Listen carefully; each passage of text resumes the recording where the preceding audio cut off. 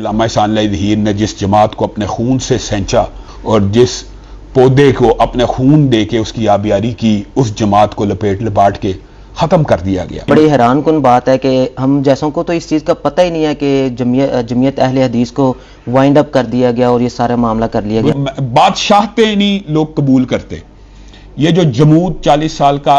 طریقی کا دور اور 40 سال کے جمود کا دور، مایوسی کا دور، قنوطیت کا دور۔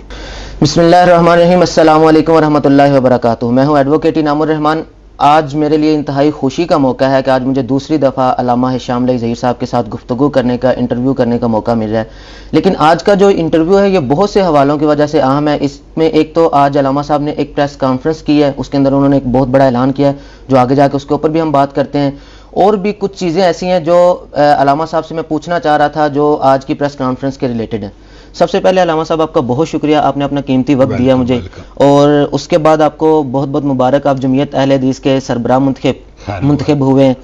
میرا آپ سے سب سے پہلا سوال یہ ہے کہ جمعیت اہل حدیث یہ آج آپ نے بحال کی ہے، بحال کرنے کی وجہ سے اس کی کوئی تاریخ ہے، ظاہری سی بات ہے، تو آپ ہمیں تاریخ بتانا چاہیں گے بسم اللہ الرحمن الرحیم۔ انعام بھائی، پہلے تو میں آپ کا شکریہ ادا کرتا ہوں کہ آپ گاہے بگاہے رابطے میں بھی رہتے ہیں مختلف معاملات میں، اور آج آپ نے اس حوالے سے میرا انٹرویو کر رہے ہیں۔ بنیادی طور پہ جمعیت اہل حدیث کی جو بحالی کا لفظ ہے، اس سے مراد یہ ہے کہ یہ پہلے موجود تھی تو بحال کی گئی، اس کو بند کر دیا گیا۔ اس حوالے سے مختصر میں آپ کو یہ بات بتانا چاہتا ہوں کہ علامہ احسان اللہ ظہیر شہید رحمہ اللہ اس کے بانی تھے۔ سب سے پہلے انہوں نے جمعیت اہل حدیث پاکستان میں بنائی، اس کے بانی تھے، اور اس کا امیر اور مختلف عہدے انہوں نے بنائے۔ جب تک وہ زندہ رہے وہ اسی جماعت کے منصب کے اوپر رہے۔ لیکن آپ حیران رہ جائیں گے انعام بھائی کہ بنیادی طور پہ آپ نے کسی بھی پولیٹیکل پارٹی یا مذہبی پارٹی کے ساتھ یہ معاملہ ہوتا نہیں دیکھا ہوگا کہ پارٹیاں ختم ہوتی ہیں جب پارٹیاں زوال پذیر ہوں، جب پارٹیوں سے لوگ بھاگ جائیں، پارٹیوں کو لوگ چھوڑ دیں۔ جس وقت جمعیت اہل حدیث پاکستان اپنی پاپولیرٹی کے عروج پر تھی، فل پاپولر تھی، اس وقت علامہ احسان اللہ ظہیر کو شہید کر دیا گیا اور جمعیت اہل حدیث ایک بہت بڑے سانحے کا شکار ہوگی۔ لیکن ان کی شہادت سے بھی ایک ایفیکٹ یہ گیا کہ لوگ جوگ در جوگ اس جماعت میں آنے کو تیار تھے۔ تو گویا جو جماعت پوری پاپولر جماعت تھی، اہل حدیثوں کی سب سے بڑی نمائندہ جماعت تھی، اس میں کوئی دو رائے بھی نہیں ہے، اس جماعت کو لپیٹ کر، وائنڈ اپ کر کے، ختم کر کے کسی دوسری جماعت کے اندر چلے جانا، یہ بہت بڑا لمحہ فکریہ چند عاقبت ناندیشوں نے یہ کام کیا کہ علامہ احسان اللہ ظہیر نے جس جماعت کو اپنے خون سے سینچا اور جس پودے کو اپنے خون دے کے اس کی آبیاری کی، اس جماعت کو لپاٹ کے ختم کر دیا گیا۔ یعنی اس کا نام ہی بڑی حیران کن بات ہے کہ ہم جیسوں کو تو اس چیز کا پتہ ہی نہیں ہے کہ جمعیت اہل حدیث کو وائنڈ اپ کر دیا گیا اور یہ سارا معاملہ کر لیا گیا۔ بنیادی طور پہ مذہبی جماعتوں کی جو سیاست ہوتی ہے نا انعام بھائی، اس کے اندر چند چیزیں افشا نہیں ہوتی، لیکن جو واقفان حال ہیں یا اس دور کے صحافی ہیں یا علماء ہیں آج بھی جو موجود ہیں، سب کو اس بات کی حقیقت کا پتہ ہے کہ اس جماعت کو ختم کر دیا گیا، جس جماعت سے اصل میں بنیادی طور پہ والد محترم کو نے جس وجہ سے جمعیت اہل حدیث پاکستان بنائی تھی۔ تو جن احباب کی وجہ سے آپ سمجھ لیں، یا جن احباب نے علامہ احسان اللہ ظہیر شہید رحمہ اللہ کے راستے میں سب سے بڑی رکاوٹیں ڈالی تھیں، یہ جماعت ٹوٹل وائنڈ اپ کر کے دوبارہ اس کا نام بھی ختم کر دیا گیا۔ خیر یہ تو ایک لمبی تاریخ ہے، اور اس کے اندر شاید مگر میں کچھ بات کہوں تو بعض لوگوں کو شاید اس کی بہت زیادہ تکلیف اور دکھ اور درد ہو، لیکن آپ نے سوال کیا تو بنیادی طور پہ اس کو وائنڈ اپ کر دیا گیا، اس کے نام کو بھی مٹا دیا گیا اور اس کے وجود کو بھی ختم کر دیا گیا، اور دوسری جو جماعت تھی سب ادھر چلے گئے۔ تو ایسا کبھی ہوا نہیں سیاسی تاریخ کے اندر، تو یہ بہرحال ایک المیہ تھا، تو ہم یہ سمجھتے ہیں۔ اس کے بعد کا جو دور ہے انعام بھائی، آپ یہ دیکھ لیں کہ ہم نے آج جو جمعیت اہل حدیث پاکستان بحال کی ہے، اسی وجہ سے کی ہے کہ ہم چاہتے ہیں کہ نوجوان جو علامہ احسان اللہ ظہیر شہید کے ولولوں، ان کے ہمہموں، ان کے تنتنوں، ان کے خطابات سے آج بھی مستفید ہوتے ہیں، ان کی جماعت جس کو انہوں نے اپنے خون سے سینچا وہ کیوں نہ بحال کی جائے۔ بنیادی طور پہ یہ ٹارگٹ اور مقصد تھا، اور اس لیے آج ہم نے اس کی بحالی کا اعلان کیا۔ یہ بہت اچھی بات ہے علامہ صاحب۔ اس کا آگے پلانز کیا ہیں آپ کے؟ جمعیت اہل حدیث بحال کر لیا، اب اس کو آگے کیسے لے کے چلنا چاہتے ہیں؟ اس میں آپ کا ویژن کیا ہے؟ جمعیت اہل حدیث پاکستان کے جو ہم نے 7 نکاتی ایجنڈا ایک ترتیب دی ہے، ویسے تو میں یہ سمجھتا ہوں ہر مذہبی جماعت کا ایجنڈا یہ ہونا چاہیے، چونکہ ہم اہل سنت سے ہمارا تعلق ہے، تو اہل سنت کی جتنی بھی جماعتیں مشترکات کے اندر ان کا ایجنڈا یہی ہونا چاہیے کہ سب سے پہلے دفاع حرمت رسول، یہ 7 نکاتی ایجنڈے کا پہلا پوائنٹ ہے، اور دوسرا جو ہے وہ یہ ہے دفاع ختم نبوت۔ حرمت رسول اور ختم نبوت فرق معاملہ ہے۔ حرمت رسول کا جو دفاع ہے وہ معاذ اللہ ان لوگوں کے بارے میں جو رسول اللہ صلی اللہ علیہ وسلم کی ذات کو طعن و تشنیع کا نشانہ بناتے ہیں، اور جو ختم نبوت کا دفاع ہے وہ ان گروہوں کے متعلق ہے جو رسول اللہ کی ختم نبوت کا ایمان نہیں رکھتے، جیسے قادیانی وغیرہ۔ دوسرا ایجنڈا یہ ہے کہ یعنی دوسرا نقطہ اس کا یہ ہے کہ دفاع ختم نبوت۔ تیسرا دفاع صحابہ۔ دیکھیں یہ رسول اللہ کے صحابہ ہیں،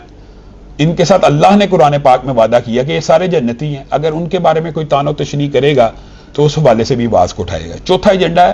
جو نقطہ بنیادی وہ یہ ہے دفاع شعائر اللہ۔ شعائر اللہ سے مراد یہ ہوتی ہے انعام بھائی، شاعر اللہ قرآن بھی شامل ہے، شاعر اللہ میں مساجد بھی شامل ہیں، علماء بھی شامل ہیں، اذان بھی شامل ہے، یعنی اسلامی شعار۔ اسلامی شعار کے اندر اسلامی لباس، اسلامی بود و باش، ہر چیز شامل ہے۔ دفاع شاعر اللہ کیا جائے گا۔ اور اس کے بعد ہم نے 3 نکاتی خاص طور پہ، آپ نے چونکہ سوال کیا اس لیے کہا تو خاص طور پہ اہل حدیث طبقہ فکر کے لیے اور بالعموم اہل اسلام کے لیے 3 نکاتی جو ایجنڈا بنایا وہ یہ ہے۔ یہ پہلی 4 چیزیں ہیں جو مشترکات میں، وہ تقریباً اہل سنت کے تمام مسالک اس پہ متفق ہے۔ جو باقی جو 3 باتیں ہیں ان میں بالخصوص آج پورے پاکستان کے اہل حدیث اگر یہ بات سن رہے ہیں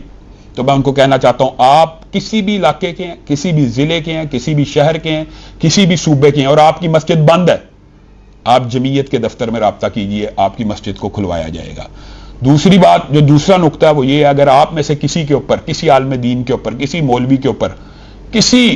دین کے طالب علم کے اوپر جعلی پرچہ، جھوٹا مقدمہ درج ہے، آپ کے شانہ بے شانہ وہ مقدمہ لڑا جائے گا۔ اور یہ کام انعام بھائی آپ کو تو خیر علم ہے، آپ ایڈوکیٹ ہیں، یہ تو ہم پہلے سے ایک میں یہی سوال پوچھنا چاہ رہا تھا، یہی بات کرنا چاہ رہا تھا کہ جو آپ نے نکات بتائے ہیں اس میں تو آپ کا یہ کھلی کتاب ہے کہ آپ کام کر رہے ہیں، آپ شاعر اللہ کو دیکھ لیں، آپ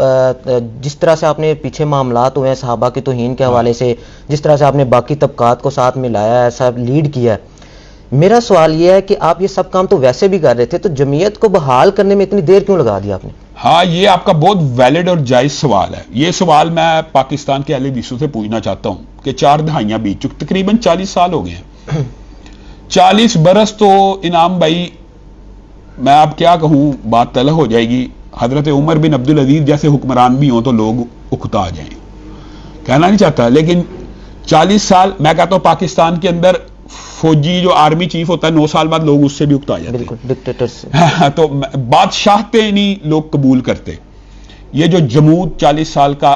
طریقی کا دور اور 40 سال کے جمود کا دور، مایوسی کا دور، قنوطیت کا دور، ہاں آپ کا یہ سوال ویلڈ ہے کہ آپ کو یہ قدم بہت پہلے اٹھانا چاہیے تھا، لیکن اصلاح حال اور بندہ کوشش تو تقدم میں تو لگا رہتا ہے نا کہ شاید کچھ بہتری آ جائے، شاید کچھ بہتری آ جائے، لیکن بالآخر ہم اس نتیجے پہ پہنچے کہ یہاں پہ بہتری کا امکان تو بالکل ہی ناممکن ہے۔ اب وہ وقت آ چکا ہے کہ علامہ احسان اللہ ظہیر شہید رحمہ اللہ کی جمعیت کو بحال کر کے لوگوں کو دوبارہ ایک ایسا عظیم الشان پلیٹ فارم دیا جائے کہ جہاں فیصلے آمریت کے بغیر ہو، پرائیویٹ لمیٹڈ کمپنی نہ ہو۔ جماعت جب پرائیویٹ لمیٹڈ کمپنی بن جائے، ذاتی جس کو ایسٹ سمجھا جائے اور ذاتی پراپرٹی سمجھ کے جس کو چاہے نکال دیا، نہ شورا کی کوئی اہمیت، شورا کے اندر اگر کوئی بات کرے تو اس کو جماعت سے نکال دیا جائے، بلکہ اگر بات آئی ہے ضمنی طور پہ تو آپ حیران رہ جائیں گے، محسنین، حتیٰ کہ چلے میں بات کرتا ہوں جن لوگوں کی جماعت میں شامل ہوئے، مولانا معین الدین لکھوی رحمہ اللہ بہت بڑا نام ہے، انہی کے بیٹے کو نکال دیا، علامہ احسان اللہ ظہیر کی مثال دے رہا ہوں۔ تو یہ ایک جو جمود اور مایوسی اور قنوطیت اور پورے معاشرے سے جماعت کی نمائندگی کا کوئی تصور وجود نہیں، مسجد کے اوپر حملہ ہو جائے، لوگوں کے اوپر پرچے ہو جائیں، جماعت کی کوئی ترجیحات نہیں تھی، تو ایک وقت اب ایک ایسا آنا ہی ہوتا ہے کہ یہ لامحالہ تھا، یہ یقینی اور بدیہی تھا۔ البتہ یہ بات درست ہے کہ ان کو بحال کرنے میں ہم سے دیر ہوئی ہے، یہ کام پہلے ہونا چاہیے، لیکن دیر آئے درست آئے، اللہ کے فضل و کرم سے اب بحال ہو گئی ہے، انشاءاللہ ہم اس کے اپنے اسلاف کی روایات کو واپس لٹانے کی کوشش کرتے رہیں۔ یہ بات بالکل اس طرح سے ہے کہ آج جس طرح سے آپ نے پریس کانفرنس کی ہے، خطاب کیا ہے، وہاں پہ جو لوگوں کے اندر ولولہ اور جذبہ تھا، ایک اہل حدیث جو نوجوان ہے اس کی حمیت اور غیرت کا بھی جو معاملہ ہے وہ باقی لوگوں سے بہت زیادہ ہوتا ہے، یہ تقاضا ہے اس کا. بے شک حریت فکر ہوتی ہے ظاہر ہے. وہ اس سارے معاملے سے میرے جیسا کوئی نوجوان وہ ساری چیزوں سے مایوس ہو چکا تھا کہ جو میں چاہتا ہوں وہ میری قیادت وہ کیوں نہیں کر رہی. تو جب ہمیں وہ چیزیں آپ سے نظر آ رہی تھی تو میں تو یہ سمجھتا ہوں کہ اگر آپ نے دیر آئی درست آئید والی بات ہے, بہت اچھا قدم اٹھایا. آج جو لوگوں کا ہم نے جذبہ اور ولولہ دیکھا پریس کلب میں, اس سے یہی نظر آ رہا ہے کہ انشاءاللہ تعالیٰ یہ سارے نوجوان اس چیز کا انتظار کر رہے تھے, بوڑھے بزرگ انتظار کر رہے تھے کوئی آئے اور وہ ہمارے اس بیان کی, ہمارے جذبات کی عکاسی کرے. آپ اس کو کس طرح سے دیکھیں؟ انعام بھائی, بنیادی طور پہ آپ یہ دیکھیں کہ میں نے اس پریس کانفرنس کا کوئی اشتہار نہیں چھاپا.